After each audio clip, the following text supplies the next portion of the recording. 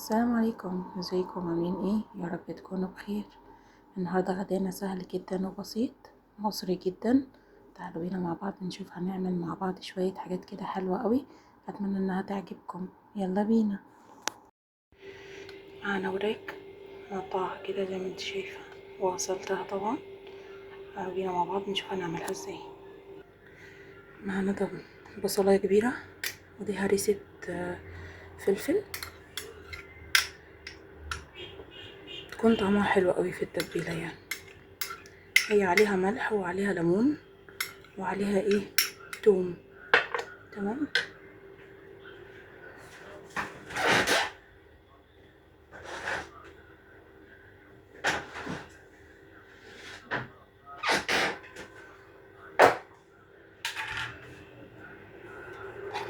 معلقة صلصة ومعجون طماطم يعني.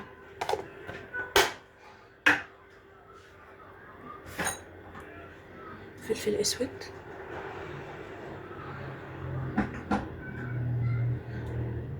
كمون،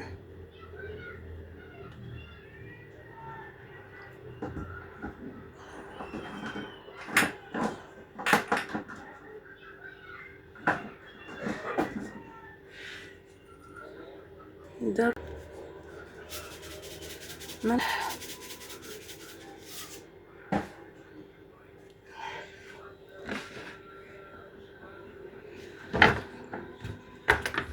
شوية زيت بقى بسيطة قوي مش كتير يعني.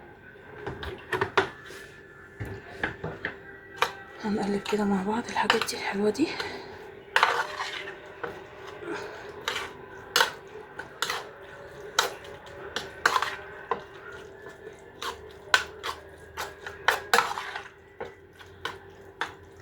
بس انا هديها سنة مية بسيطة قوي،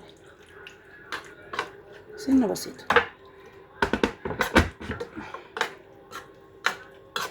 عشان الصلصة اللي فيها يعني متبقاش تقيلة.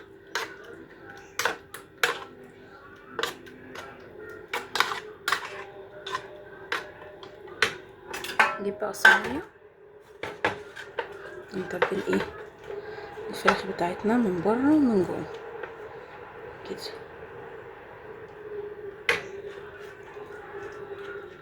تمام.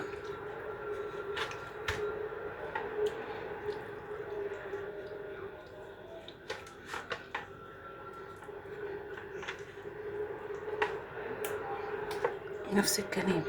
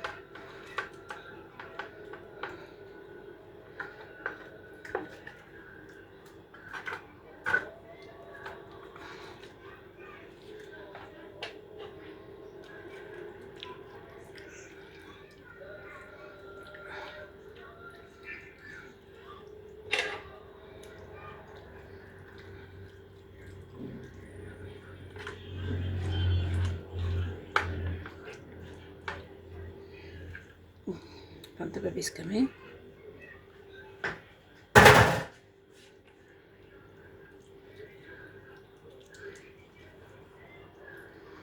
طبعا الحركة دي عشان ايه اللحمة من جوه تبقى فيها التتبيلة بتاعت الفراخ. عايزة اقول لكم التتبيلة دي رهيبة بصراحة. ممكن على فكرة انا حاطة الهريسة دي حراقة يعني حامية، اللي يحب يغير ممكن تلغيها، ممكن تحطي هريسة شطة فلفل رومي براحتك بقى.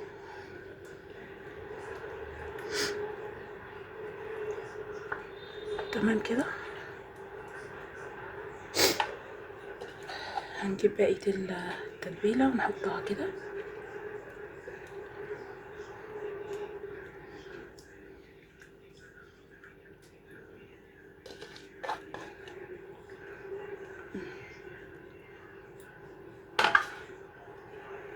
خلاص كده خلصناها. هنضيف ليها نص كوباية مية كده من على جنب، عشان ايه؟ هدخلها الفرن ما تنشفش مني.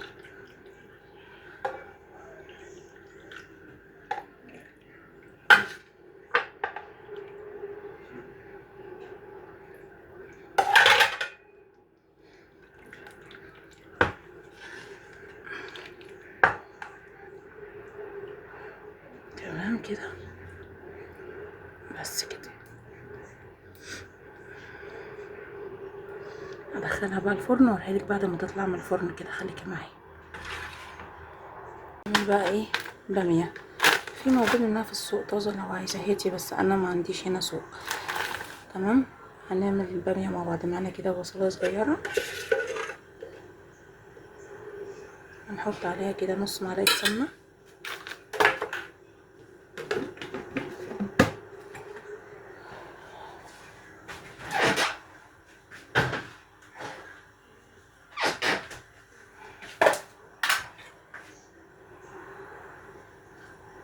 حته توم كده صغننه خالص، نعلق عليها على النار.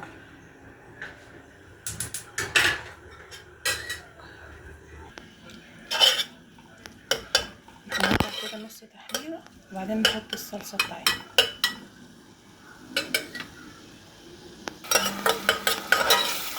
تمام كده. اول ما تدبل هننزل عليها ايه؟ بالصلصه. زي ما انتم شايفين كده البصلايه دبلت، ننزل عليها بالصلصه.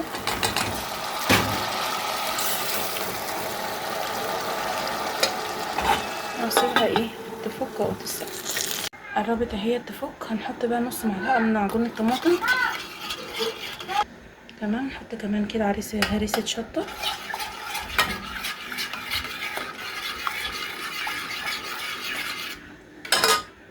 هننزل بقى في كيس الباميه.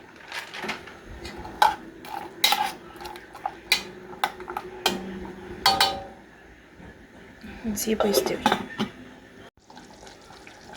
شايفين الباميه بقى؟ مش قادره اوصف لكم الريحه اللي انا شماها، تحفه. اكيد طعمها احلى. اديها بس شويه ملح، شويه فلفل اسود، اديها رشه بس فلفل اسود كده. انا قررت احط لها رشه ماجي بدل الملح. عايزه اقول لكم هيديها طعم حلو قوي، وفي نفس الوقت مش هحتاج احط ملح.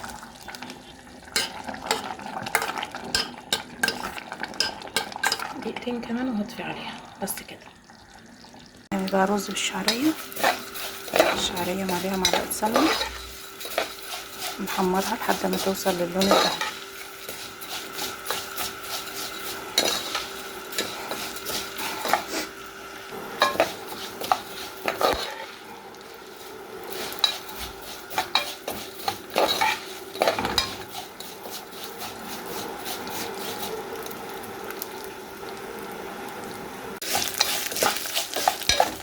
تفضلي بقى تقلبي عشان خاطر كده هيتحرق منك، متسيبيهوش خالص.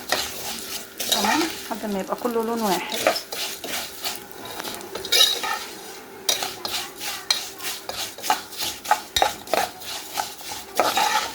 اول ما يبقى كله لون واحد هتنزلي عليه ايه؟ بالرز بتاعك تكوني غسلاه.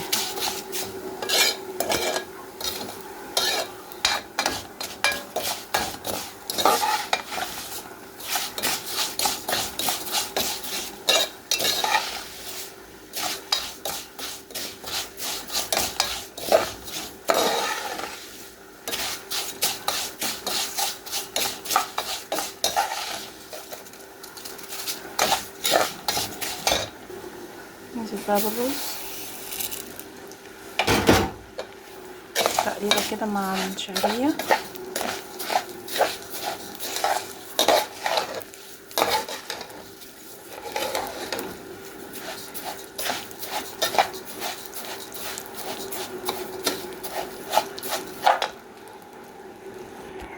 نحط ملح،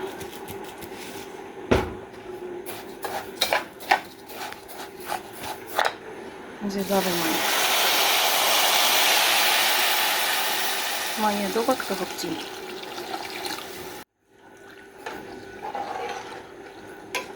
تمام كده. يا دوبك كده ايه تغطي الرز. هننزل نغطيه بقى، نغطيه ونسيبه لحد ايه ما يتشرب وبعدين نبص عليه.